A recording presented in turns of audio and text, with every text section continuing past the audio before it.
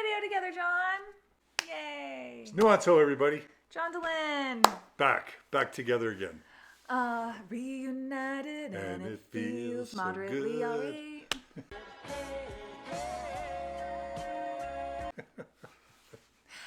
alright. Hi, my name is Kara. Sometimes I make TikTok, sometimes I work at Mormon Stories with John Dehlin, and sometimes I make my own YouTube videos. And that's what I'm doing today. Look who's here in my house, John Dehlin.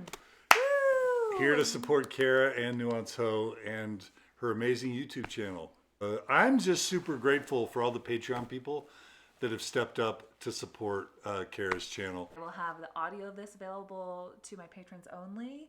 So if you just want to listen to this as a podcast, go sign up on my Patreon. Thanks again to John for giving me the greatest opportunity ever. Maybe like a highly paid internship almost to work at Mormon Stories last year and have the greatest, funnest year of my life, to the point where I am too invested that I needed to take the longest break ever and flap my wings and do something else on my own terms.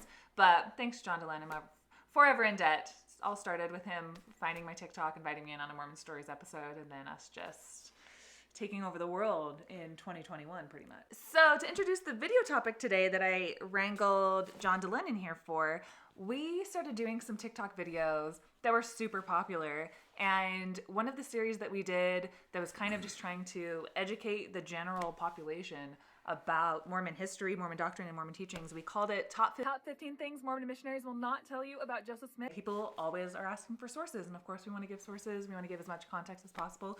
So when I worked at Mormon Stories, John and I put in a lot of research into trying to give as many sources from faithful LDS sources, things like the Gospel Topics essays that you'll find on the church's website, from Fair Mormon, which is an apologetics arm of the church. There's Saints Unscripted, the YouTube channel, Rough Stone Rolling, of course, by Richard Bushman, and No Man Knows My History, and trying to draw from as many primary sources as we can. So we never got around to making that YouTube video. So I said, John, let's do that. Let's get in my house and just sit down and read the context, read them. And so we're going to do this in 3 videos. And so we're going to go over the top 5 today. Nuancehoe. For me, just to set intention is really important. And what I think we're both about, it's not about tearing down the church. It's not about taking people out of the church or even destroying faith. I think you agree that this is all about informed consent. Sure. And you and I was 45 years in the church. You were, 30 years in the church. Yeah. And then I was a missionary where I was converting people to the church. And there were just a gazillion really important things about Joseph Smith that I was never told, that investigators to this day are never told, that most Mormons just don't know. Yep. And it's not that we want to harm anything or tear anything down. It's just we think everyone needs to know. If Joseph Smith is the most important person next to Jesus who's ever lived, which is kind of the message you get in the Mormon church, then you should know some basic things about him. And then if you decide you want to believe or not, we don't care. We just want you to live a life that's informed. So the spirit of this series is just informed consent. And we don't pretend to be historians. What we would love is people to come into our chats, your chats, and tell us where we've got something wrong. Tell us where we've interpreted something wrong. Give us better sources. But we're just going to do our best to provide information the best way we understand it from reliable sources. And then let's hear from you. Yeah, perfect. Isn't he so good at being John Dehlin? You're really good at being You mean John talking Dehlin. too much and No. monologuing? You can always count on John Dehlin to be John Dehlin, to say the things that need to be said. Or it's oh, you explained that so well. That's totally it. And yeah, just to reiterate what John said, I spent 30 years in the Mormon church, and you'll hear some different things here that I could have made very different choices, or very nuanced choices, or loved people differently, or been more nuanced about my belief and not as dogmatic, which is what I'm always trying to combat, which is this adherence that so many people I did, that I had this strong belief in this church that led to a lot of dogma and a lot of worship of authority that I think was really damaging to me, and something that I still have to deconstruct. So any way that we can kind of give more information so people have more of a rounded perspective. And obviously there are going to be some Mormons, some members of the Church of Jesus Christ of Latter-day Saints who don't like us saying anything that would hint that Joseph Smith's character is anything but you know, Super awesome. super, super awesome. Let us know your thoughts in the comments. I will read every single one and respond really, really respectfully. Doesn't even hurt. At this point, I'm numb. There's no feelings, so you can't even hurt me. And the roles we're going to play, I'm not super knowledgeable about history necessarily, and Kara knows a ton. But just for the purposes of this series, I'm going to kind of play a role of inquisitor, educator, and Kara's going to play a role of kind of curious, questioning Mormon or investigator. Is that all right? Yeah, somebody like more newly kind of in a faith crisis, since that is actually true to my background. So it's the role I was born to play. So I only left the church 3 years ago, and John Lost my faith 20 years ago. Yeah. Yeah. All right, without further ado, let's get into it. These are the top 15 things that Mormon missionaries will not tell you about Joseph Smith, founder of Mormonism. Here are numbers 1 through 5. Missionaries won't tell you that before Joseph Smith started the Mormon church, he engaged in an illegal folk magic practice called peeping or scrying, wherein he would claim to have the power to see buried treasure underground through the power of a peepstone placed in a hat, even though he later admitted to his future father-in-law that he had no such powers. Well, let me ask you, like if you had to paint in 1 minute the kind of glowy, soft narrative that the church gave to you about Joseph Smith's time before producing the Book of Mormon, kind of what comes to your mind? Oh, that he was the son of some farmers and they were very poor, just looking for the true church. Where are they supposed to turn for truth? So many people conflicting, just so much to say on it. Definitely Christian though. They have that big Bible and James 1:5. Let's search for truth. So that was all integrated. I think about his leg surgery and that he was just so courageous and like the word of wisdom was right around the corner, and just that he was like a super awesome dude that loved his family and loved God. Yeah. And all that is probably true. A lot of that's true. What they leave out is the treasure digging stuff. Now, when you were in your 30 years in Mormonism, did you ever hear in church peepstone, treasure digging, folk magic, Jupiter talisman? Did any of these ideas ever broach seminary, whatever, Sunday school, young women's? No. And if anything did, it was always like an anti-Mormon lie. Don't listen to that. There was no such thing as some treasure digging before his like prophetic calling and the first vision and things, like before that ball got rolling, I guess. Yeah. Okay. Perfect. So we're on the same page. So what the church is now finally admitting in their own gospel topics essays is that in fact Joseph had a career of folk magic and treasure digging that was illegal before he ever did anything kind of really officially religious. And they'll admit that. Yeah. Really? Okay. But only after the internet kind of forced them to. But let me read from the gospel topics essays. So this is just support. So for those of you who are believers who want to see faithful evidence, this is from churchofjesuschrist.org, gospel topics essay. Quote, as a young man, Joseph Smith, like others in his day, used a seer stone to look for lost objects and buried treasure. With your Mormon brain on, to hear adding into the didn't drink alcohol, had a bad leg, was searching for the true church, to hear that he was going around with a stone in a hat looking for buried treasure. Does that jive with the Joseph Smith? Oh, that, no. That you kinda... No. It doesn't really jive with this idea of a prophet to begin with for me. But like, do you ever wonder, like, why is a Christian who's really reputable and faithful to Jesus walking around with a stone in a hat leading a bunch of farmers to find buried treasure? Yeah, why doesn't he just pray to Jesus? No. Yeah. Or like work hard on the farm and it just save his money. It adds in this level of like superstition that you don't think of Right. these people. Like I thought of them as like God-fearing Christians, and it's adding in all these other elements. Yeah, exactly. So it doesn't quite jive. Let me go on and read a little bit more from the same church essay. Joseph Smith's critics often tried to disparage him by calling him a money digger or a treasure seeker. Rather than deny that charge, Joseph acknowledged in his official history that Josiah Stoll had hired him in 1825 to assist in a treasure-seeking venture in northern Pennsylvania. Stoll wanted his help because Joseph was reputed by some of his neighbors to be a seer, someone who could look into a special stone and find lost or hidden objects. Okay, so that's all the church admitting that, okay? What's problematic about those paragraphs is that they're leaving out kind of some really important details. They're trying to make it sound as credible and as official and as reputable as possible. But there are some things they're leaving out. Number one is that it was illegal, right? Right. Glass licking, peeping, scrying, these are all terms of the day, because when people engaged in these types of activities, they were literally charlatans trying to make people think they had special powers, collecting money from them. And no treasure was ever found. So the church isn't mentioning that part in the essay. But then also the fact that literally Joseph would like get a bunch of farmers, stick a stone in a hat, lead them to a place, say start digging, and then whenever they'd start digging, they'd get down to the point where he would make them feel like they were about to get treasure, and then all of a sudden he would say, whoops, a spirit took the treasure away. You didn't kill the chicken right. You didn't sacrifice the dog like you were supposed to. And then he would blame them for the treasure not being found.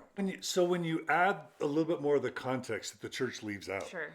that like they're killing a dog or they're killing a chicken, that he's telling them they're going to find a treasure, they're paying him, but then when it's about time to get the treasure, every time, like 30 different times or more, there's never a treasure that's ever found. How does that jive with like Bible reading, faithful, alcohol denying Joseph Smith? Like what comes to your mind? It doesn't. It adds in this whole other element of like this whole double life or something that he was living that I would have liked to have known more about. Yeah. It's like kind of disturbing. Yeah. Especially the stuff about animal sacrifice and anything that has to do with like this other folk magic element that, it feels really concerning and not the Joseph Smith that I grew up with. And apologists will say, well, superstition was normal in the day, right? Joseph wasn't the only one doing this. And that's true. Benjamin Franklin in the early 1700s talked about this treasure digging practice. So it was something that was done. The problem with that apologetic is that it was illegal and it was understood to be disreputable. Uh-huh. So, there are lots of things that are disreputable that people did, but it just doesn't square or jive with the Joseph Smith the church wants us to envision. And then if you add to that the fact that the church has known about this forever and hid it for us until they were forced to tell us, you wonder why they're hiding this. Feel the power. Oh, I could feel it. Just to kind of wrap this point up, for me, what I see is Joseph's folk magic treasure digging as the beginning of his ministry, where he learns how to convince people that he has special powers.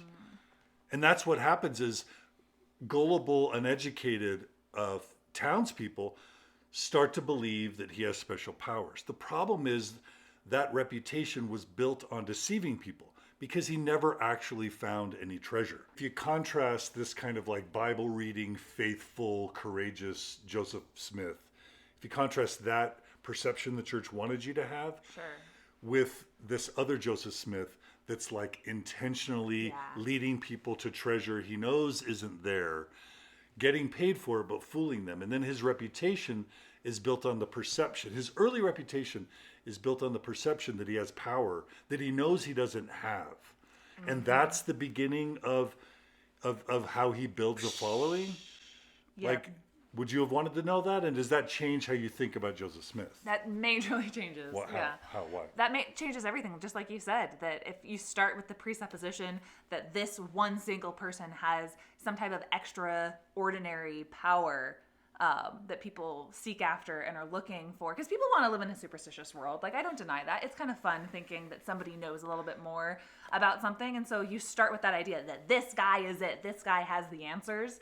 And then if he goes and builds a religion after it that's called the one true church, that's the only place that you can get and make these covenants, and that everything that the church has grown out from what Joseph Smith said, if it started in a way that began with him doing something in that same mechanism, that same type of gift, but it's done in an extremely like slimy, fraudulent manner to defraud people, to take like hard-earned farmers' money away to tell them, knowing that he's Knowing fooling that them. he's knowing because 40, never 50 found times anything. he never finds treasure.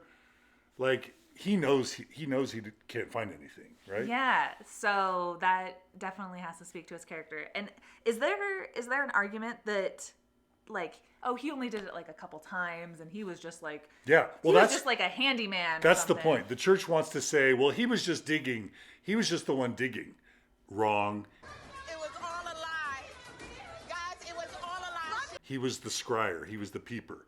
Or they want to say he just did it a couple times, but he tried to persuade, like Josiah Stoll, to stop it. Well, yeah, the scryer always tries to persuade the person giving the money to stop it because there's no treasure to be found. So you lead them on the dig. You dig enough to say that the Spirit took the treasure away, but then you've got to say, oh, the Spirit took it away, and you get paid. So of course he in the end convinces them to stop.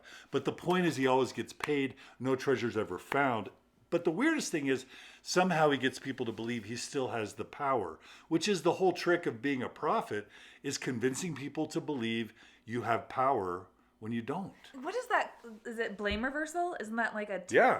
something that all kind of people in high demand situations? It's a typical called cults, technique of high demand religions or cults, that you make a prophecy so that all the people think, oh my gosh, a prophecy is going to come true. Yeah. So I tell you, give me money and work really hard and do what I say, and the prophecy is going to come true. But then when the prophecy doesn't come true, and you're like, hey, the prophecy didn't come true, my job is to tell you, well, you didn't do it right, and you're the reason the prophecy didn't come true. Yeah. Which makes you want to work harder and give more money and give more obedience. Yeah, because That's I'm the- in my putting my Mormon cap on, I'm just thinking of like, no, people are rational. Like, if Joseph Smith never found anything, then people would just be like, buzz off, loser. No, like, obviously not. But we're forgetting that there is literally like this psychological mechanism that makes us want to live in a superstitious world. Like, am I wrong?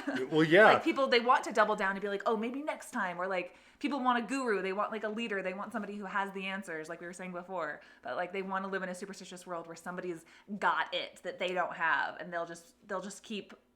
They will believe then that it was a me problem, not a them problem. Yeah. It's so strange. And not just that, but what we uncovered in a previous Mormon Stories episode is that treasure digging is a metaphor for the plan of salvation.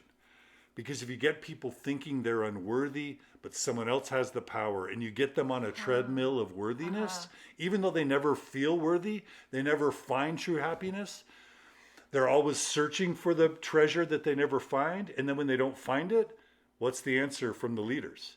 Well, you're not, just try harder. Mm-hmm. So treasure digging is a metaphor for the law of chastity / plan of salvation. Totally. Yeah. So that's why this is so important to understand. It's a con. This is offensive. The next point's going to address, you're feeling bad that we're using the word con or fraud. We'll address that in point 2. Yeah. But it's a con or a fraud that gets people on the hamster wheel of worthiness that they can't get off of. There's just this strange psychological thing within us that wants that. We want to be seeking for a treasure. We don't want to get the treasure. Have you ever gotten something you wanted and then realized you weren't happy? No, I have a 2019 Pacifica, and it's a hybrid, and it has like a sunroof that goes all the way back, and it's all I've ever wanted, and I'm happy I got it. You're done. I'm done. No, I think humans want to be on a treadmill. And so there's plenty of charlatans out there that want to get them on a treadmill. It's fiction. We made it up. We made this one up.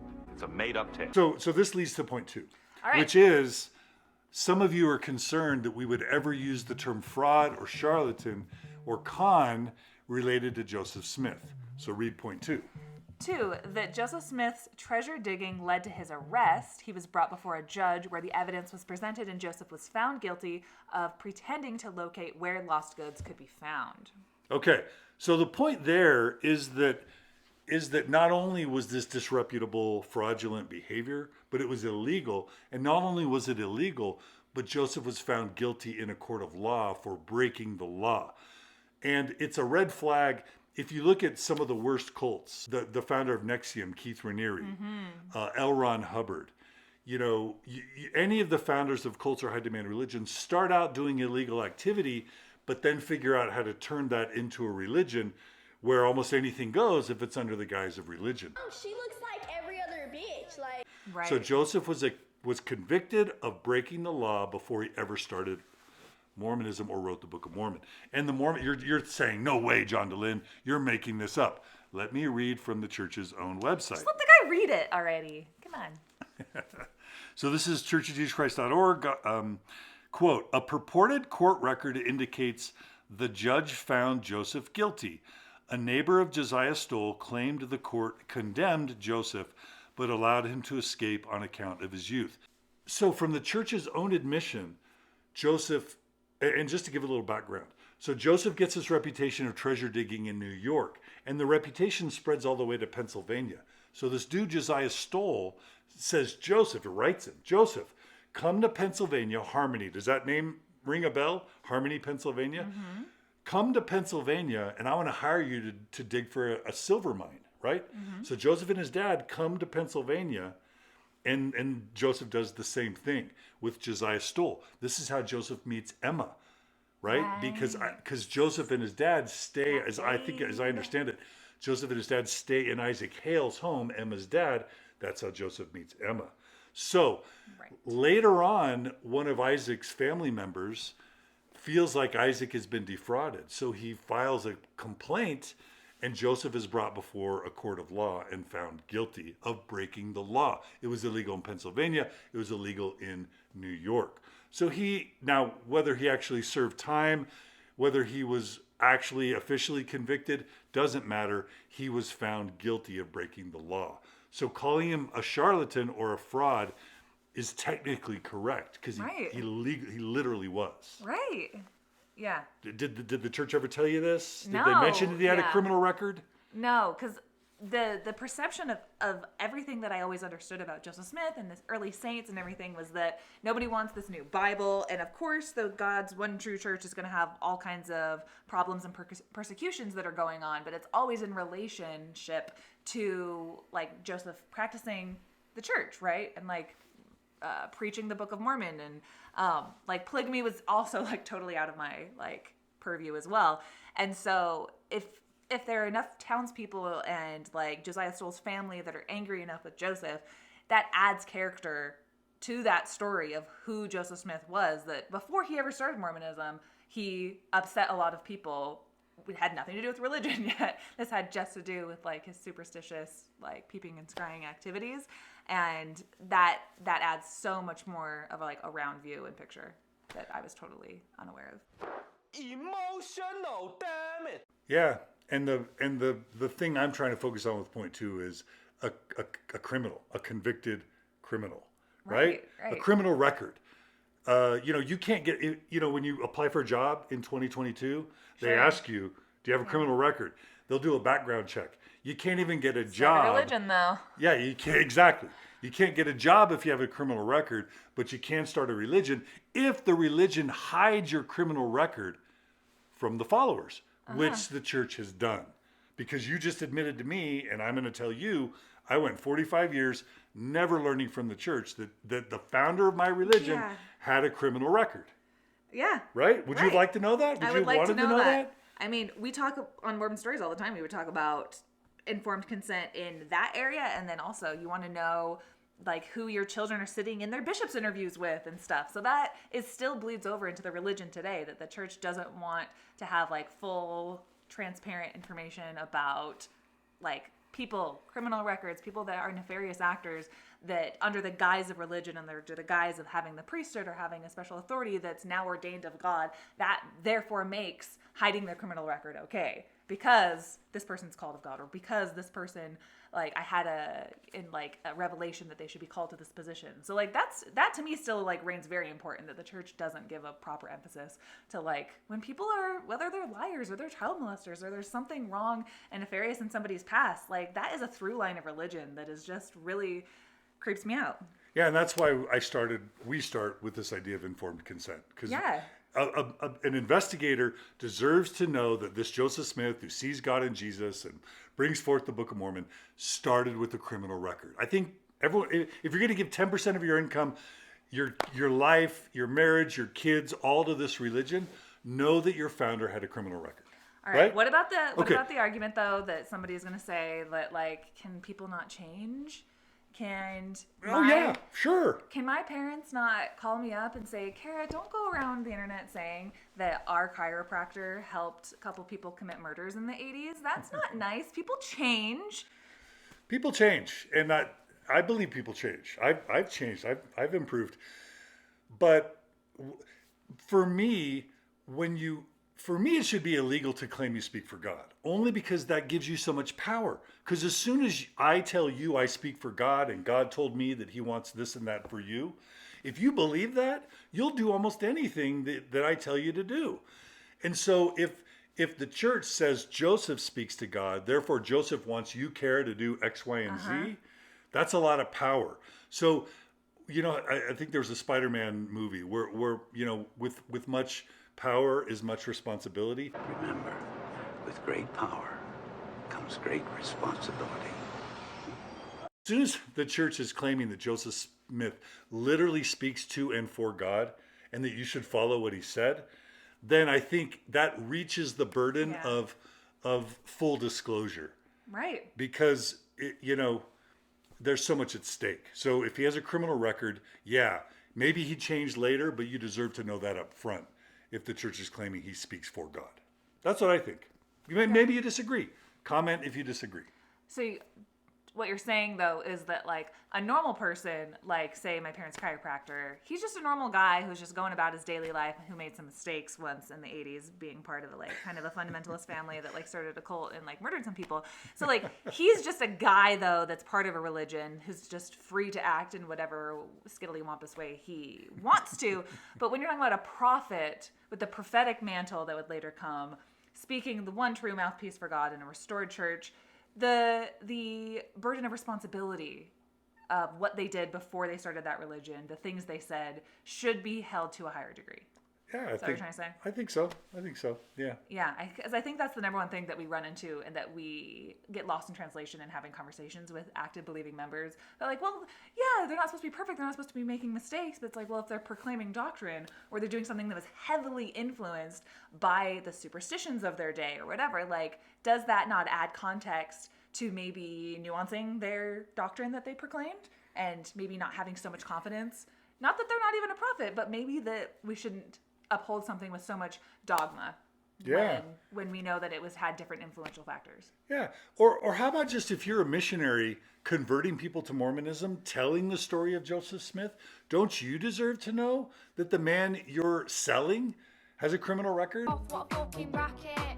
What a fucking racket. Before you decide you want to sell that story to other people? Yeah. Like the missionaries deserve to know, the investigators deserve to know, the members everyone deserves to know this about Joseph Smith. And Dan Vogel adds, he's a credible historian who isn't trying to spin the contextualization. Didn't Dan Vogel win like some he's won a prestigious ton of awards awards from the church? Like he's even been good with the church, Richard right? Bushman loves Dan Vogel. Okay. Richard Bushman's a faithful historian, Harvard trained, Columbia professor. He loves Dan Vogel. Dan Vogel says, quote, Dan Vogel writes, after the trial, Joseph followed his father's advice to abandon the pursuit of filthy lucre and take refuge in religion. Joseph's unwillingness to discuss his arrest and trial for being a disorderly person is evident since it's suspiciously missing from his official history. In fact, Joseph told his followers that his early persecutions were from his visionary claims, but truthfully, his severest persecutions actually stemmed from his activities treasure digging. See, because that's what I was talking about before. It was like this idea, like I was always raised. I remember seeing like the Joseph Smith movie and like they're burning down the people's houses and you're given this emotional response that I remember as a teenager being forced kind of into this manipulated testimony for Joseph Smith about everything that he went through was under the idea that he only did that the saints only did that, all his persecution was all worth it because you're building up this church. But it's like, where's the angel now, Joe? Yeah. You know what I mean? Yeah. It's like he was hated because he talked to God, and I don't believe it. You know what I mean? Yeah, and it's just a caricature because it just said the severest persecution stemmed from his activities treasure digging. The severest? And we'll get to this later, propositioning other, teenage girls, other men's wives. That's what made people persecute him so much. not the fact that he claimed to talk to God. Yeah, there's this whole, again, the other context is like, there's a lot of superstition. There's a lot of people talking about their ideas about Christianity. There's a lot of preachers. There's a lot of hip happening stuff going on in that burned over district. So if the severest persecutions were coming from him doing something in that lane, it's not necessarily that he had like these visions, like he said, like those visionary claims. It has to do with the fraud. It has to do with him being a disorderly person. Yeah, which is why, to summarize this point, if you're going to claim to speak to and for God, if you're going to claim to be a prophet, and you have a criminal record... Advice. If you're going to claim to speak for God and you have a criminal record, John Dehlin has some advice for you. Let people know. People deserve to know. Oh, damn, because I think that's going to really like halt the progress. That's the point. They hide it because it's going to halt the progress. But people deserve to know. I think, if you disagree, I want to hear your argument for why people don't deserve to know that Joseph had a criminal record. If you are going to approach me at the park, I think other ladies will relate to this. If you're going to approach me like at the park and be like, oh, your kid's jacket's so cute, where'd you get it? And just have like strike up a conversation with me. I deserved informed consent that you have a bright pink Mercedes out in the parking lot because you are an MLM Mary Kay bitch. I need to know that before I take a compliment from you, before we schedule making a play date. The girls who know. The moms who know. I have been absolutely beguiled by that snake before, and it really hurts. So I thought you actually liked me. So there's certain informed consent things that we need to know before we invest in like getting your numbers or, you know, committing your lifetimes and talents to a religion for now and in eternity. That's why Nuancehoe Super is so important. She really drives home what matters most. This leads to point 3. That Joseph Smith's father-in-law, Isaac Hale, found Joseph Smith's character to be so distasteful that he denied Joseph Smith's request to marry his daughter, Emma Hale. This led to Joseph Smith sneaking into the Hale home while Isaac was away to elope with Emma. She's a babe. Sounds pretty hot. Sounds pretty Romeo and Juliet. I like Joseph more now. Yeah, absolutely. No, when you think about Joseph and Emma, first of all, do you remember learning anything about Emma's parents? And do you remember learning anything about Joseph's and Emma's amazing wedding with bridesmaids and you know, somebody was there to curl her little like hairs for her, I'm sure. I was like, I imagine the whole like who catered? Bridesmaids. Was it the talk of the town? What do you think about Joseph and Emma's courtship based on what you learned at church? I just remember them like standing in fields next to fences, holding hands, promising to be together forever, and that he was her one and only true love. And that's about it. Okay. Nothing else. Like I barely even knew that he was a polygamist up until like my late teens. So it was always just this love affair that Joseph and Emma, that like she helped, you know, protect the plates in the Book of Mormon, and she was part of like the bringing forth of the church. And then she got a little bit like, hey, I think our son should be the next prophet later on. And there was like some problems after Joseph died, and then the whole church was like kind of dumped her on her ass and was like, she's actually a frigid bitch towards the end. That's all I remember. Like literally, if you asked me, I summarized in 4 sentences everything I knew about Emma Hale before that. And what did you learn about Emma's parents? Nothing. Just like, oh, you're marrying the prophet? Great. Oh, interesting. So you never learned about Isaac Hale. I wonder why. I wonder why. Okay, so. But he's not okay, so Isaac Hale's not the first like father-in-law to not like his son, but he might be the first one that signs a written affidavit to be like, he is legitimately dangerous. Yeah. So like if Isaac loved and adored Joseph and followed him to the end and got killed with him in Carthage jail, I promise you would know a lot about Isaac Hale. But that's not what happened. So I mentioned to you in the last point, or the point before, that Josiah Stoll brings Joseph down to Harmony, Pennsylvania to look for a treasure digger, to look for silver mines. And that he's in on it too. Does he believe in his treasure digging powers? So the Smiths board with Isaac Hale, Emma's dad, and Isaac Hale accompanies them on the treasure dig. At least he's curious, right? So Isaac Hale's along for the ride. Joseph does what he always did, takes everyone to a place, tells them to start digging. They start digging. They get to the point, and he's using a stone and a hat, right? Sound familiar? He's using a stone and a hat. They're all digging, and then right when they get to the point of finding the treasure, Joseph's like, oh. I don't know, I just don't think this is like great for me. I don't want to do it. I want to go home. Like, I can't take the pressure of it. Don't you think any job interview... Joseph's like, oh, you didn't do it right. Pay me the money. The treasure's been taken away by spirit, right? So Isaac watches this, and guess what he concludes? This should remind you of Martin Harris's wife, Lucy. I don't know if you remember.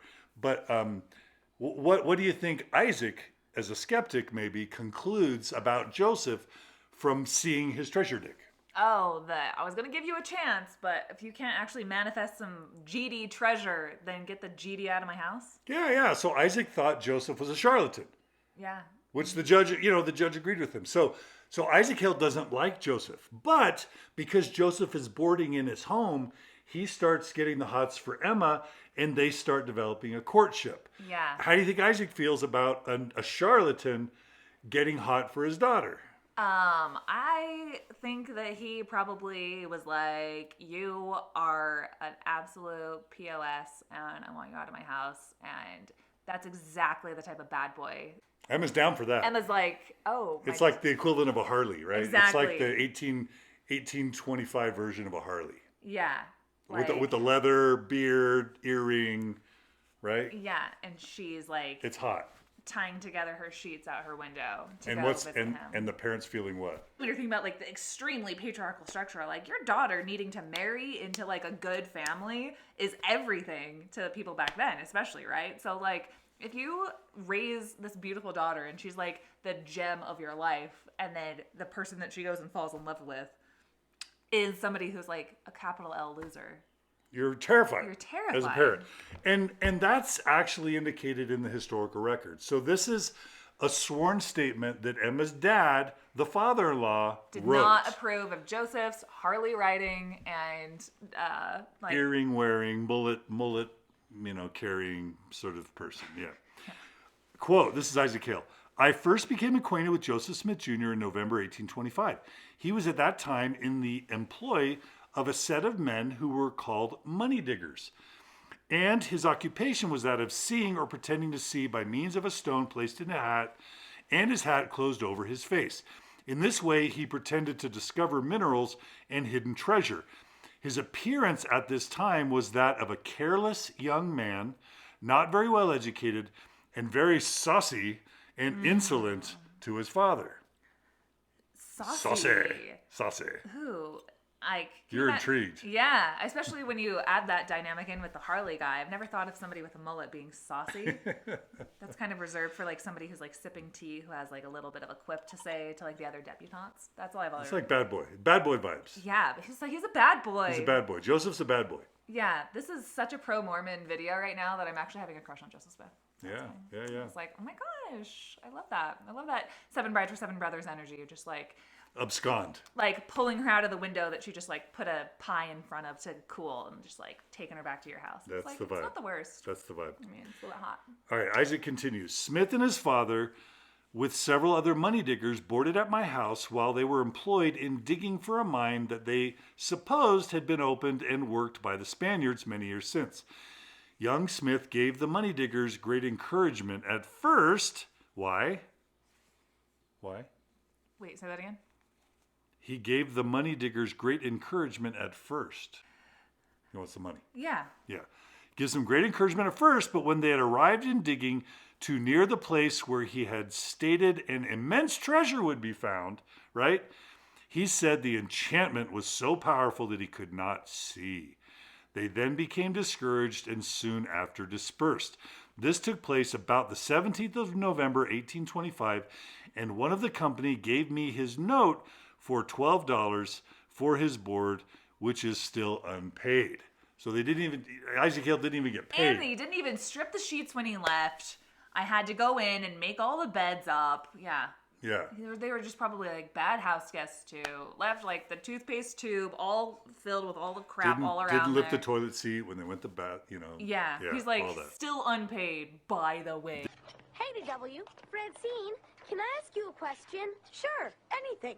Why don't you go back to your own house and stop bothering us? Isaac concludes, after these occurrences, young Smith made several visits at my house and at length asked my consent to his marrying my daughter Emma.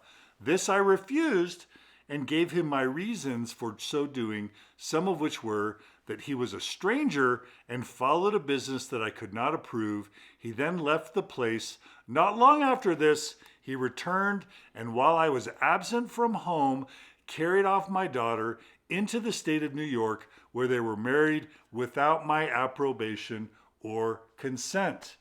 This is why you never heard about the beautiful nuptials of Joseph Smith and Emma, because not only was he a fraudulent criminal, but when Emma's dad thought he was problematic, which he was, he objected to the marriage. And so Joseph just absconds and elopes with Emma, against her dad's own will.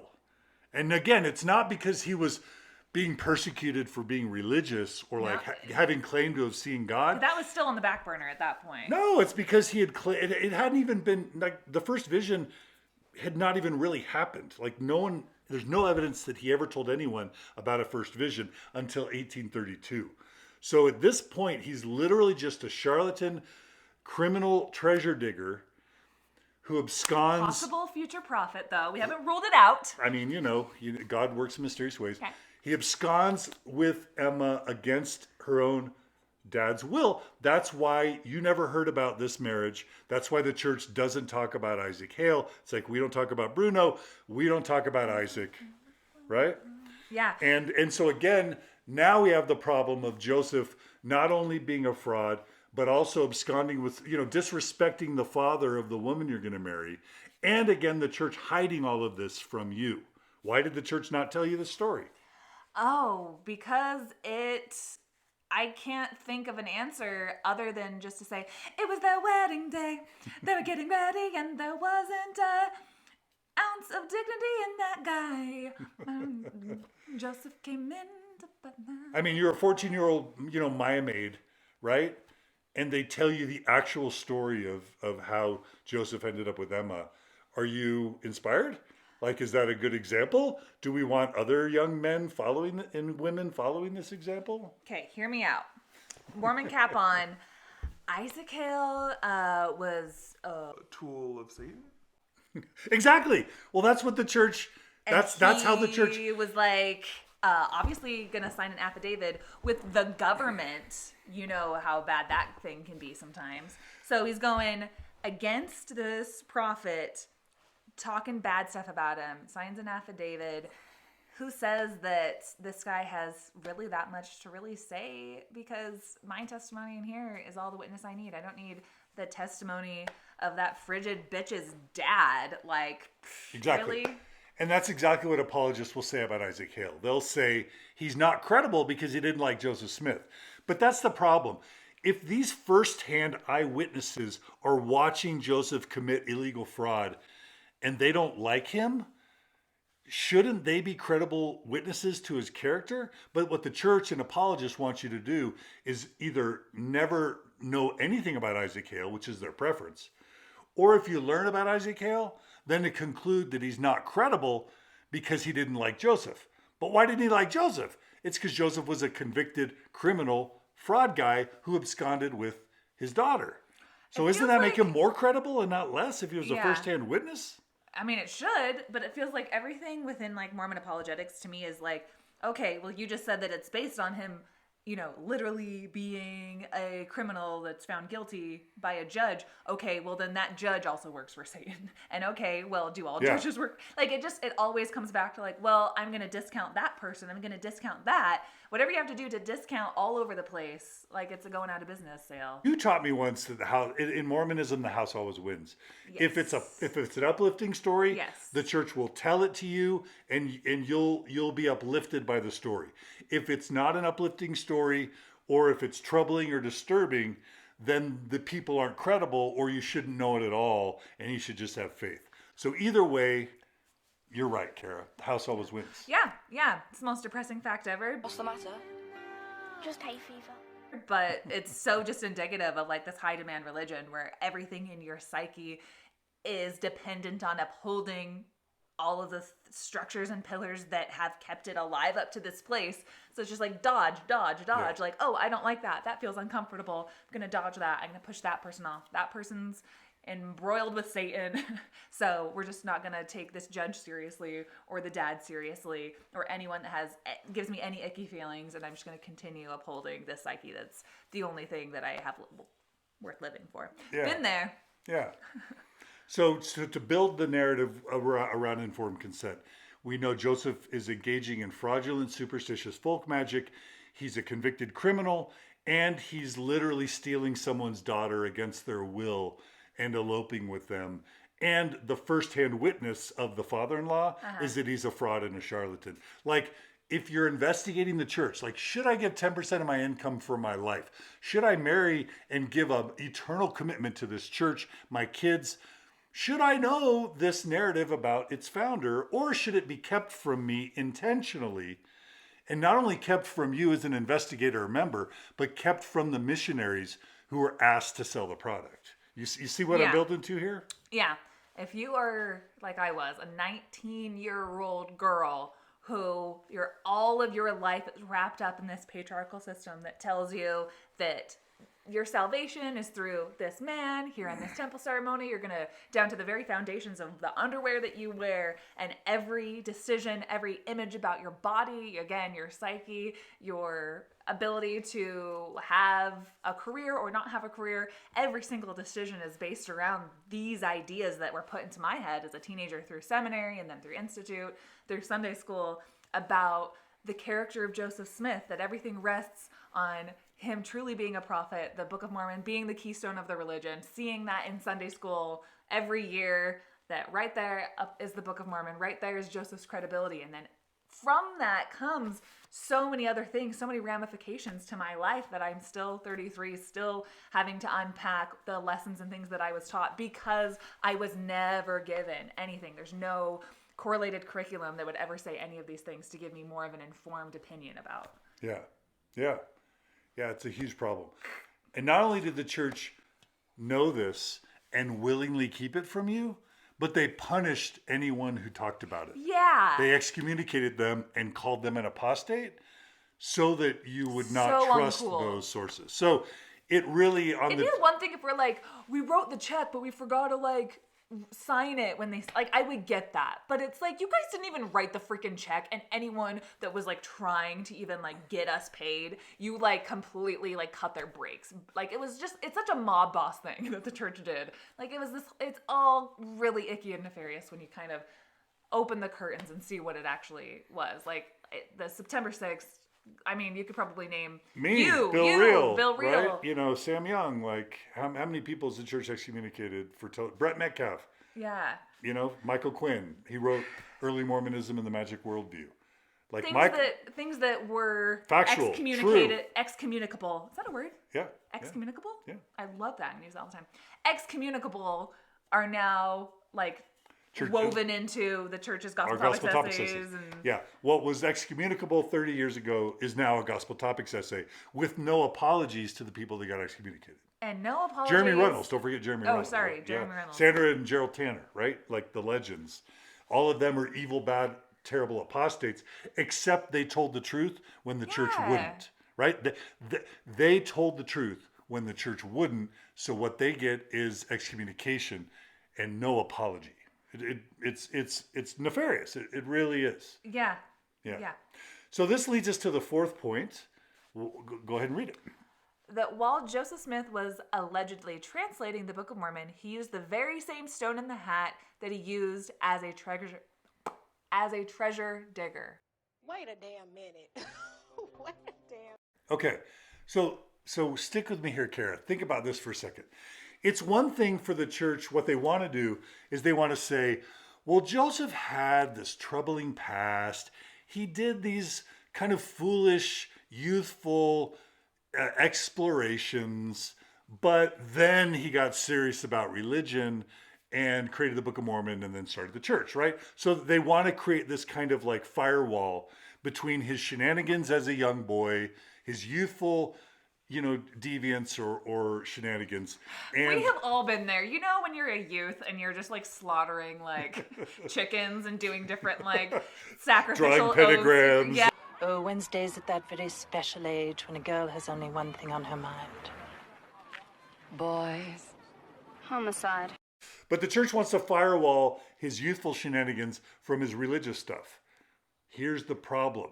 Remember how I said he would lead people? Remember what objects I said he would use to lead people to the alleged treasure sites? Do you remember there were two specific...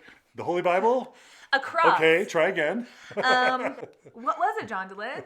Yeah. So this is where the religion gets really infected, and this is why it's so important to talk about the treasure digging.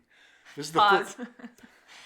I'm gonna have that line forever. This is where the religion gets really infected. They said 19,000 times over and over again. Because I love those uninfected religions, the ones that are just pure, the ones that are non-diseased. Those are the ones. If anyone knows anyone, leave a comment below if you know of like the uninfected ones. But this was the point. The religion was fine before it go on. But this is where it gets infected. This is where Mormonism is so pure. So what is Joseph using to do his treasure digs? What two objects are essential and critical to Joseph's fraudulent, illegal treasure digging? Harley and a leather jacket. Try again. Bible, stone, and crucifix. Try again. Stone and a hat. Stone and a hat. So it's one thing that he uses the stone and the hat to do illegal, fraudulent treasure digs. But can anyone explain to me why he would use two objects of fraud to then allegedly produce sacred text? Now, what objects were you taught growing up as a Mormon that Joseph used to translate the golden plates? What objects? Sometimes there's a curtain. Okay. Sometimes, if you want to talk in like the imagery that I was raised on, like the paintings, all of like the ensign, the church manuals, like the golden plates are underneath his fingers. Like there's not a hat or a stone anywhere in these depictions. And if anything, he's using what? He's got like the breastplate and like there's a little like some glasses that are attached. That's which now we think of as the Urim and Thummim, right? Okay, here's the problem. There's no evidence at all that Urim and Thummim was ever used to produce the Book of Mormon we have today. First of all, how do you know? How do you know that that's true? How do you know that... The church now is admitting that instead of using the Urim and Thummim, they're changing the story, and they're now admitting that he used the stone and the hat to translate the golden plates. And I'll read again from their own website. So this is churchofjesuschrist.org. Quote, according to these accounts, and this is like Emma, this is Martin Harris, this is David Whitmer, this is Isaac Hale, right? According to these accounts, Joseph placed either the interpreters, which he didn't do, or the seer stone in a hat, pressed his face into the hat to block out extraneous light, and read aloud the English words that appeared on the instrument. So let me just ask you, what's the probability that God is going to say, Joseph, I've called you to a sacred work. It's to translate these special golden plates so that all of the world can know my truth. And I want you to use a Ouija board to translate it, right? And of course he didn't use a Ouija board. Go get your Ouija board that you used when you were a kid to go defraud a bunch of people. That's a great one. Like the stone in the hat is It's fine, don't get another one. Is the 19th century equivalent to a Ouija board. Dude, It is folk magic instruments. What's the chance that God, number one, that God would tell him to use the stone in a hat? But then secondly, why did the church tell all of you he used the breastplate and the spectacles or the Urim and Thummim when that's not what the eyewitnesses said he used? Lies made baby Jesus cry. It's because they wanted you to think, well, biblical Urim and Thummim, prophets of old, so we got to tell him it's the interpreters or the Urim and Thummim. But that's not what any eyewitness said he used. He used the same stone in the hat that he used to take people on fraudulent treasure digs, and that's information that the church withheld from you, and that's how treasure digging infects the Book of Mormon. That's the beginning. And you're making the point that like it'd be one thing if he was actually running his fingers over the golden plates and this treasure digging stuff was like long in the past, because I could have accepted that maybe like when I was going through my faith crisis. But you're saying that it infects it because there's no denying now that the plates aren't even in the room, and like people are saying that he's using the same exact method of fraud, and you have to really rely now on a God of all of the methods to bring forth a restoration. He just happened to do one that this guy who was known for being a charlatan used that same charlatan method, and he also speaks for God and you don't.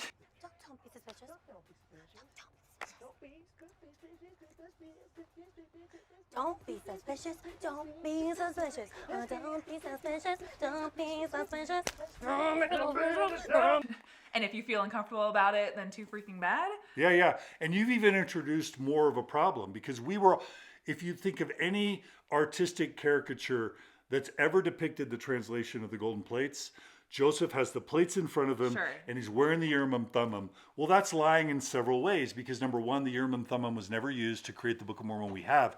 But now we know, which you just told us, which is true in all the accounts, is the plates were never in the room.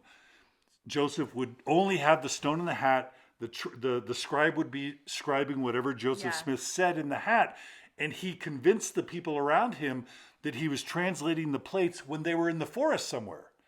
Were you told that? No. Were you ever shown a It wouldn't have photo? made any sense. Because everything from your childhood, again, it's all talking about, like, he went to everything to protect them. He had to go get the plates from the Hill Cumorah year after year, and it was guarded by an angel. And not just that, but the prophets had to, like, smelt the gold and hammer it out and etch into the gold, reformed Egyptian for hundreds of years, and then protect the plates. Why go to all that trouble, bury it, have it be protected and guarded and kept safe, when it was going to sit in a forest while he stuck his head in a hat looking at a stone that he used to treasure dig? Yeah, it's like this Occam's razor thing of, like, the simplest explanation is probably the most likely true one. And, like, there's all of these apologist things that I read during my faith crisis about, like, well, what if it was the Book of Mormon, it mentions some anachronisms, so maybe there's, like, a tight translation or a loose translation and stuff. It was like, you're arguing over Joseph Smith dictating, like, reading words that were coming to him through God, that were coming through ancient prophets, funneling through God, funneling through a rock. Like, am I wrong here? Like, that's kind of that's the process. It's not like a translation of, these are the words we have in the Book of Mormon, the pages of our scripture today, and these words came from these ancient, like, reformed Egyptian on these plates that Joseph, was like, horses and chariots. Like, we had this idea that Joseph was, like, dictating it, that words coming out of his mouth were directly inspired by what he was reading on these golden plates. Yeah, the church sold it to us, and Joseph Smith sold it to us as a translation. And in fact, in the original Doctrine and Covenants, Joseph calls himself like a prophet, seer, revelator, and translator. So he used the word translation. But if the source text isn't even in front of him, right? Pretend. Fake it? Yeah. Until we make it? I mean, why not? It's either that or cry myself to sleep. And all he's doing is looking into a hat and reading off a stone. Yeah. Guess what? That's not translation. Right? It's been misrepresented to us. So if you think about it, you're a missionary shows up on your door, and he's telling you the story of the gospel, and he says, a treasure digger who was into folk magic did something illegal, who had a criminal record, used the same stone in the hat to then manufacture a spiritual book where he supposedly had been given golden plates, but the plates weren't even in the room, and he instead looked into stone in a hat. Are you joining that church? No, but right? I would hope that they have, like, really good basketball on Wednesday nights that I could go join up with. But I'm not entering the waters of baptism on that. Which is why they withheld all this information from you. And if you're a 17 or 18-year-old boy or girl and you're trying to decide, do I serve a mission? And you're told this story as the founding narrative, do you decide to give 2 years of your life and pay to be the church's salesperson if this is the story that you're selling? Don't think so. Which again comes back to informed consent. It almost, okay, John, I've heard this story before, but right now it's honestly just hitting me that, like, so many of these things in the Joseph Smith story that we've mentioned so far almost seem too obviously fraudulent. Like, it is above and beyond. So how do people, how do people still remain faithful when they hear these things? Because to me, it feels so laid out. And what is the rationalization? I know you were kind of a nuanced Mormon for a while. Were you able to rationalize that he still was inspired in a certain way, or the Book of Mormon was still inspired in a certain way? If people hear this, can they make their way through this? Oh, you're saying if a Mormon learns about this problematic history once they're 30 or 40, 50 years into the church, can they retain their belief? Yeah, how do you, because it feels very laid out to me. So this is what I feel.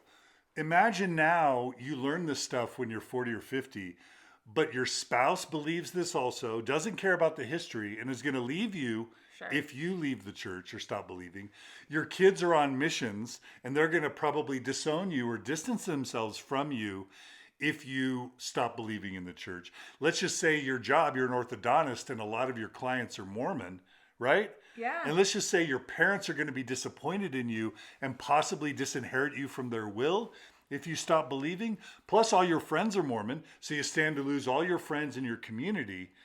Think about all those socially binding forces that give you incentive to use motivated reasoning or confirmation bias to reinterpret this history in a favorable way. Yeah, and that's an important framing that I'm glad that you brought up too, because I was also raised with a lot of BYU professors around in my ward and things, and I was always taught that, that there might be things that are problematic about Joseph or his polygamy, but so many people who are very intelligent believe those things without realizing it just works for them because of that social framework that we all just kind of thrive within. People in India have it too. People in every country have a certain social framework in which you just have to like go along to get along. Is that the phrase? Go along with something to get along with it without understanding. It doesn't have to literally be true for people to live it, to continue paying their tithing and going into church, while all the while having a very nuanced or lack of literal belief in the Book of Mormon. Yeah.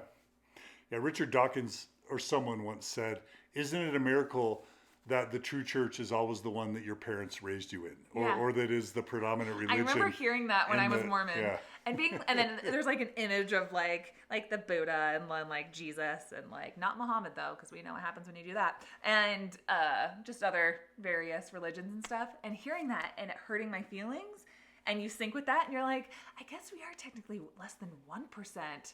Less than a fraction of 1%. Less than 0.2% of 1% of the global of the world's population. Religions, and I was like, but my parents were converts. My parents, they went out of their way, and then you just shut down that line of reasoning. But wait, were they told this story that we're telling exactly, now? No. No, they weren't. Yeah. And that's why the church hides it from you. And by the way, going back to these nuanced Mormons, you kind of know that they're not really being fully honest in their recontextualization of Mormonism, because once you lay out all these facts that they'll acknowledge, you can ask them, well, then shouldn't this be the story that we tell investigators? Exactly. Shouldn't this be the story that Mormon missionaries learn? And shouldn't that be what we teach our youth and teach investigators? And you know what they'll say? What? They'll say milk before meat. They'll say no one would join the church if they heard this factual story. Seymour, the house is on fire! No, Mother, it's just the Northern Lights.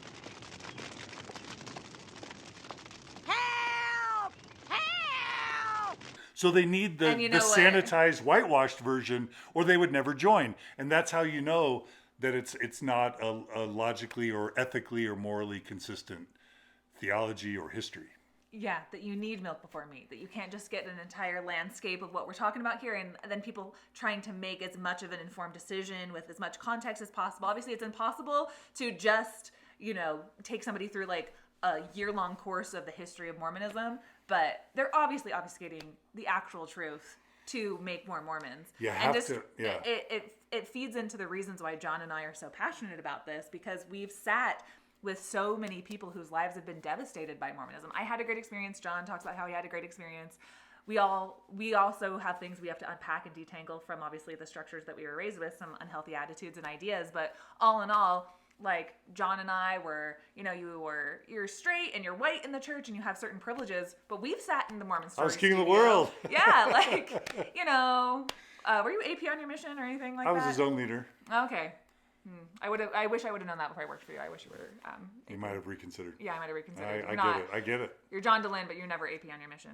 I didn't. No, but like the point is John's done the Mormon stories for 16 years, and I sat there for a year, and it was traumatizing how many stories that we had to go through, long, emotional, empathetic, long retellings of the ways that Mormonism has harmed a lot of people, a lot of LGBTQ people, because you never know. How about women? And women and people of color. And so I think about my parents joining the church. Okay, well, what if you have a gay daughter or a gay son?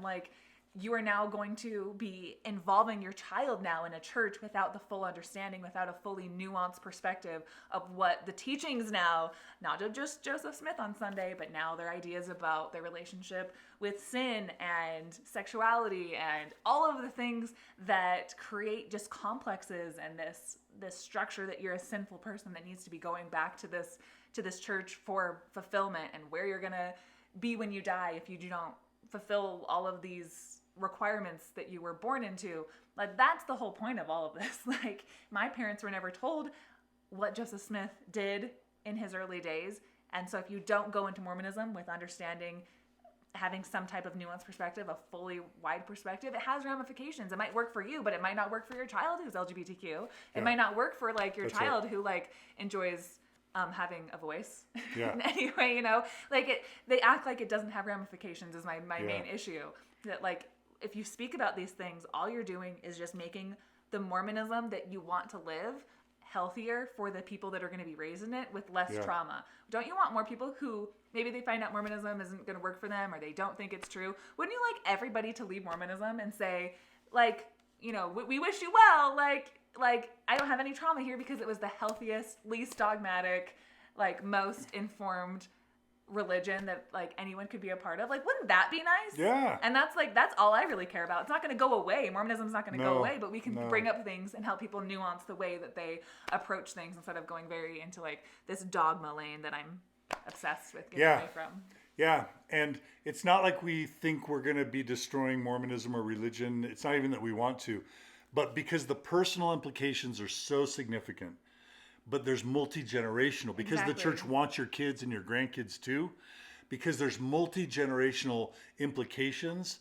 Everybody deserves to know the details about what they're joining. There's nothing that we've said today that the church doesn't acknowledge.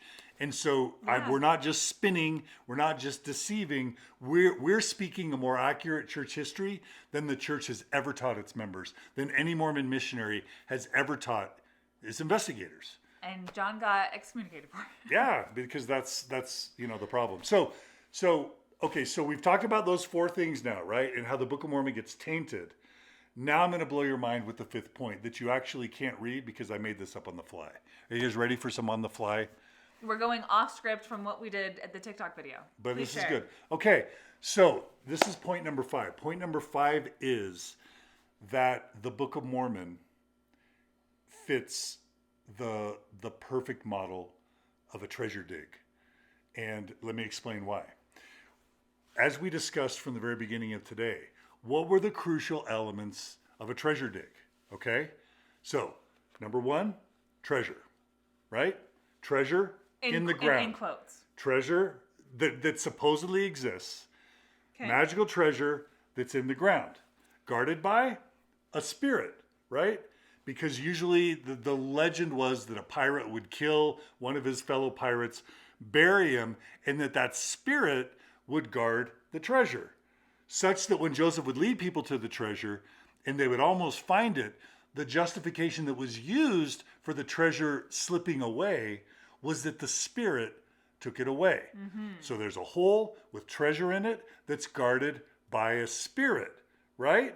And that you need a scryer with special powers to use a stone in the hat, like a prophet, to find it. Like that's okay. So that's the model of a treasure dig. Yeah. Okay. You see those elements. Let's see if we can make that connection.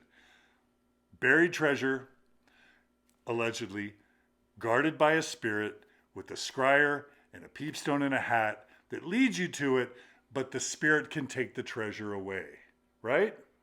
Are you trying to say, John Dehlin, if I'm reading you, that the spirit of the angel Moroni?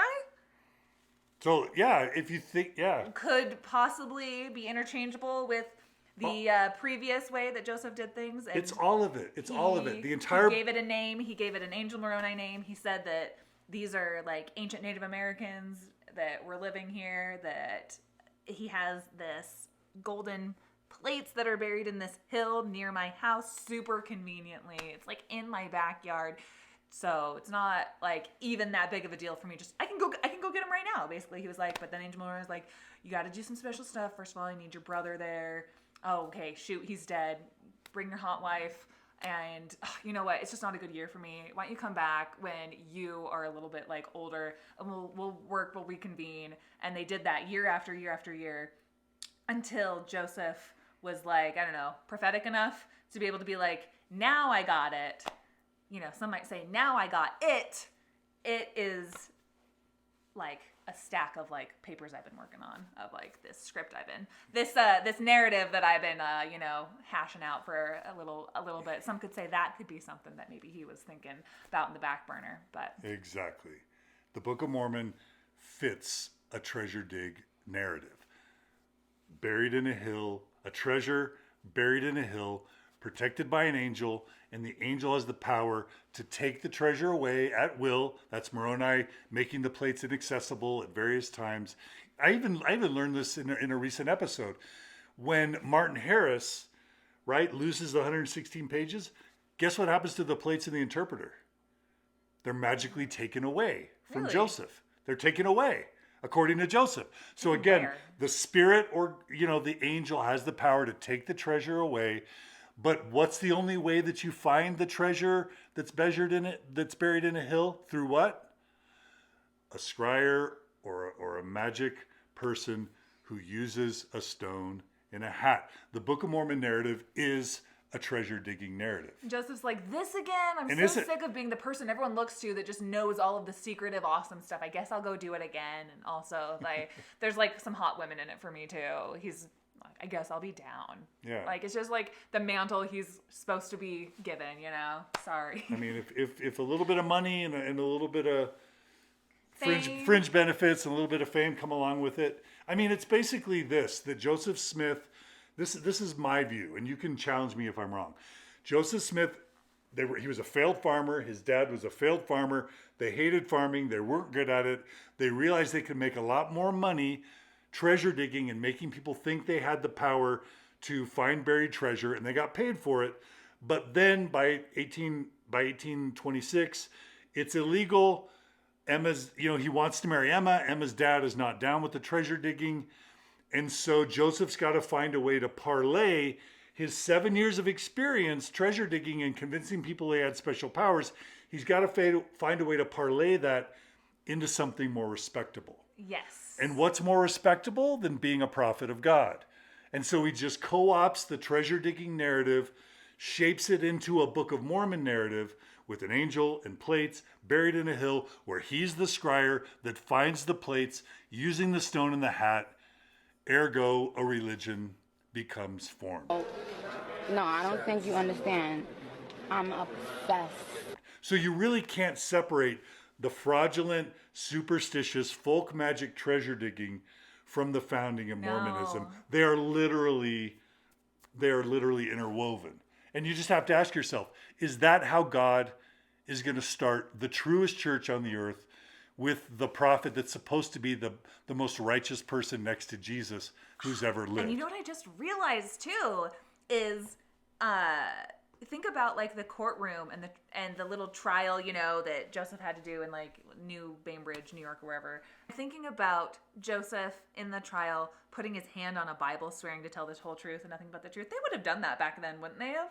And Joseph never admitted in the trial, because there's the actual transcripts from Dan Vogel's book, The Making of a Prophet. That was what it's called. I remember reading that a while ago, and when Joseph was questioned about it, he's like, you know what, I'm actually, now that you guys are making a big fuss about it, it's actually not the big of a deal because my eyes are actually, it really hurts, and I'm really actually thinking about giving it up, so you don't even need to, this whole trial is just like a big show for nothing, because I'm actually going to quit doing that altogether. And then Joseph's dad's also like, we're such a good Christian family. Like, I do want him to be using this gift, which is obviously a gift from God. Like, I'm not saying he's making anything up here. He definitely can do this. He just should be doing it for God. He should be doing it for some Christian religious purposes. Maybe he's working on a side project. I don't know. Like, that whole narrative of like, not only why would God choose Joseph as a prophet, but then when it's his time to actually fess up in the trial, him and his dad never did. It was like his most persecuted time, and he tried to distance himself from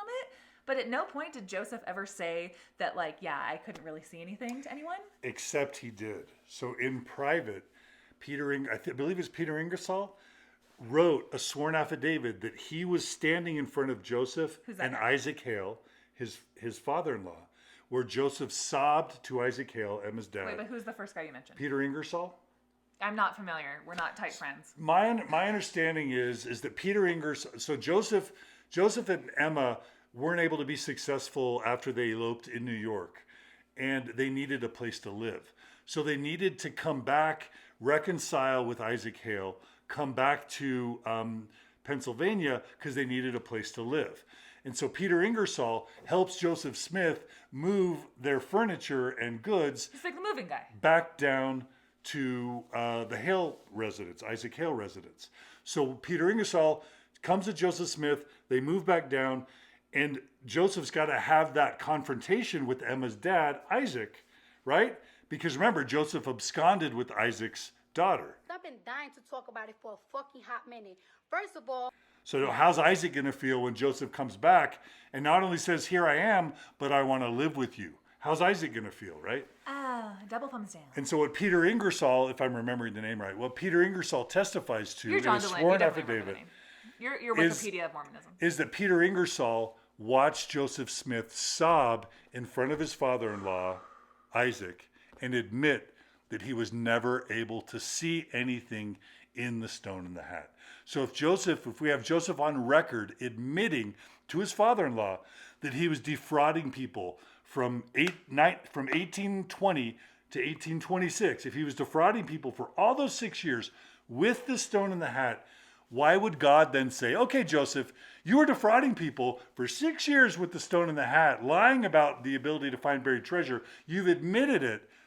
Now go ahead and use that same stone in the hat to then translate golden plates while they're not even in the room.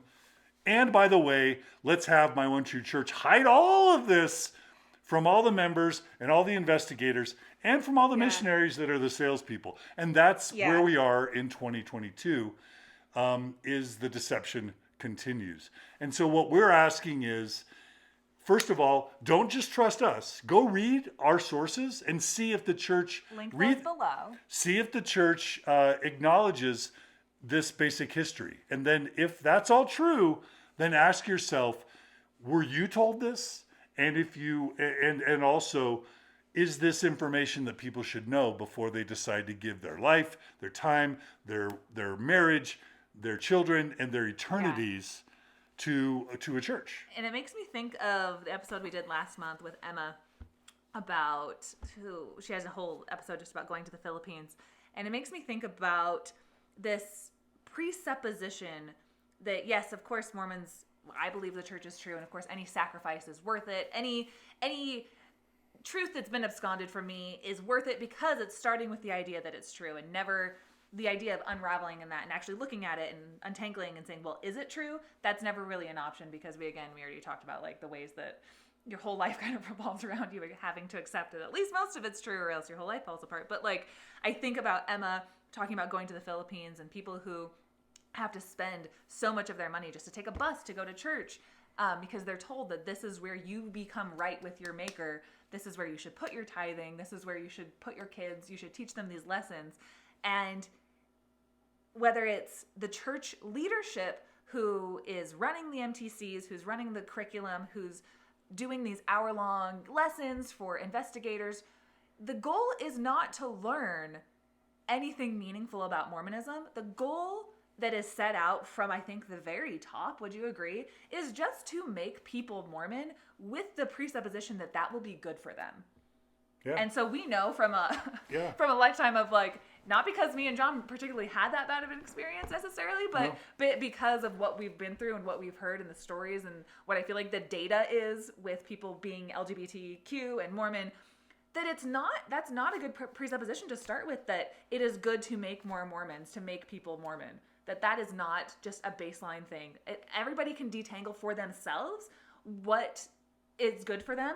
And we know lots of people that they've done that deconstruction, they know these things, and they still think, for me, it's the best way to live my life. And I say, God bless you. No. But generally speaking, there's so many ramifications to not knowing these things. And if the church just wants to come with the attitude that like, well, it's okay if you don't know any things, because as long as you're in the waters of baptism, as long as you're making covenants, going through the cycle, sending your kids on missions, the ends justify the means. The ends justifying the means, and nobody will know until we die, and it'll all be fine. That's what my mom always would say to me. She's like, well, we'll find out on the other side. I'm like, will we though? Well, if I know that there's like a lot of problems here, can we talk about the problems here instead of just like, again, putting those on the shelf and saying like, oh, we'll find out when we die. You're like, there's issues to detangle of whether or not this Mormonism that's bred out of all of, you know, these things that Joseph Smith did back then, this idea of a prophetic mantle from the very beginning of his life, the doctrines that are put forward that should not be viewed so dogmatically with so much authority. Is it worth it to actually look into the history of Mormonism and to the founder and to the church is based on the idea of a restoration? What were you restoring, Joseph?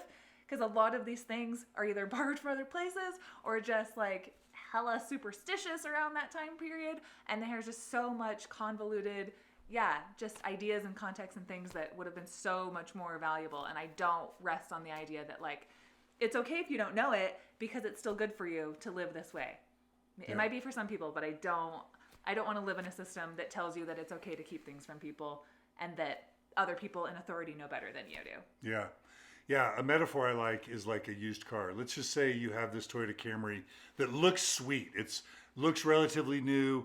It looks like a great car. It's got great reviews. But you know that it was driven without oil, that a couple valves are shot, that the transmission's about to go. You know that for some reason the airbags are inoperable and the car is on its last leg. And you know that it's probably only going to last another 1,000 or 2,000 miles, and then it's going to blow up. And it hates gay people.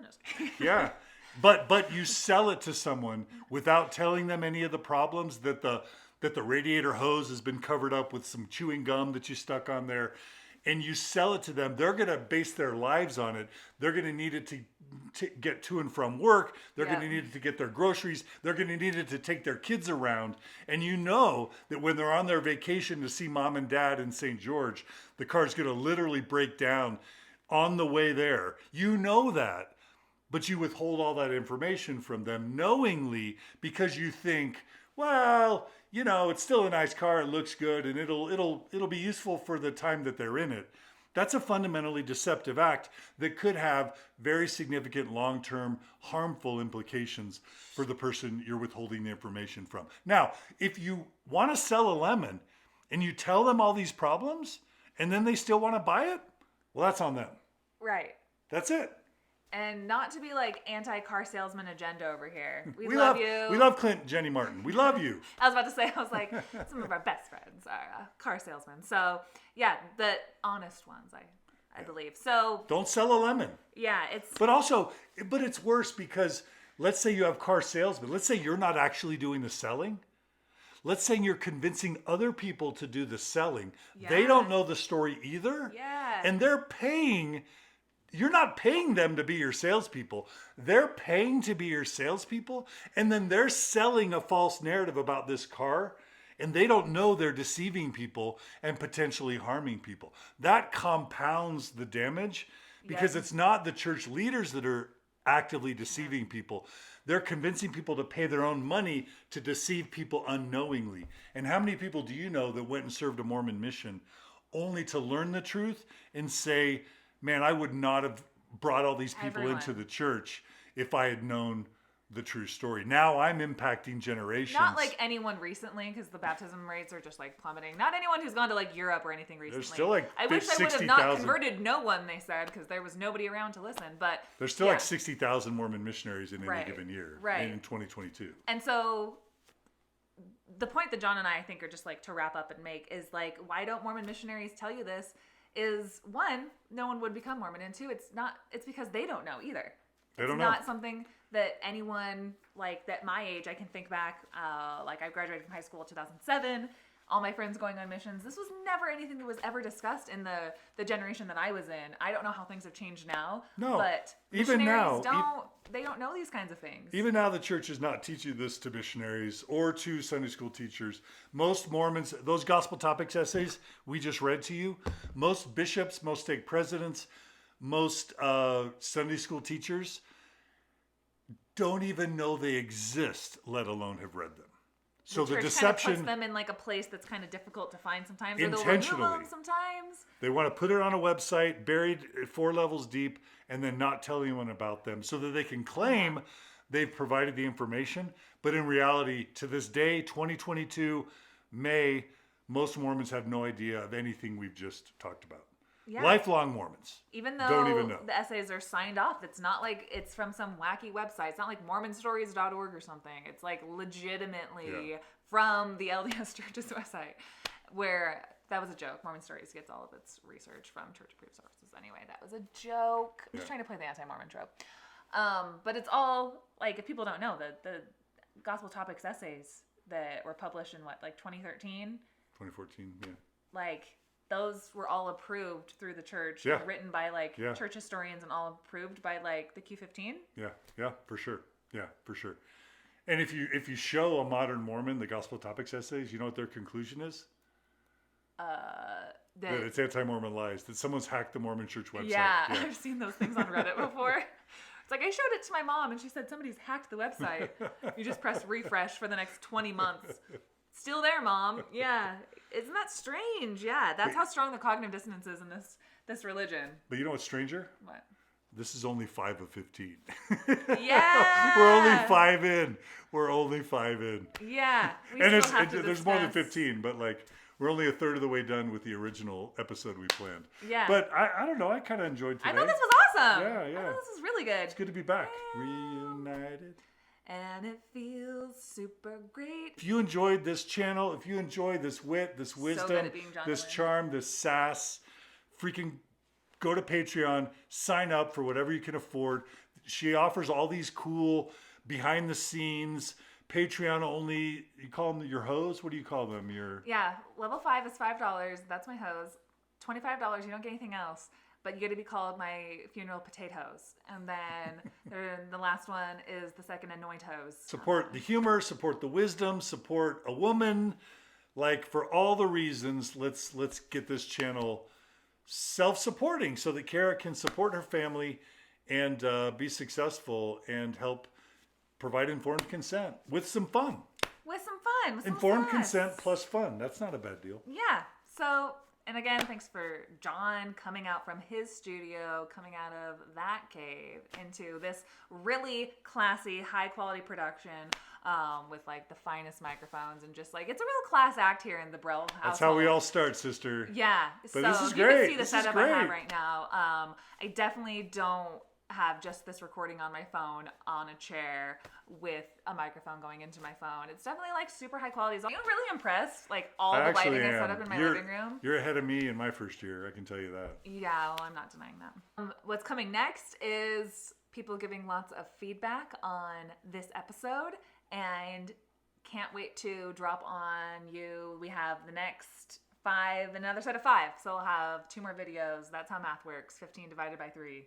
So look out for those. Thank you so much for having me. It really is just like old times. Yeah, it's fun. I make a joke and you're like, I don't get that. I'm not smart enough. Back to the point that I was smart. I'm not smart enough to understand.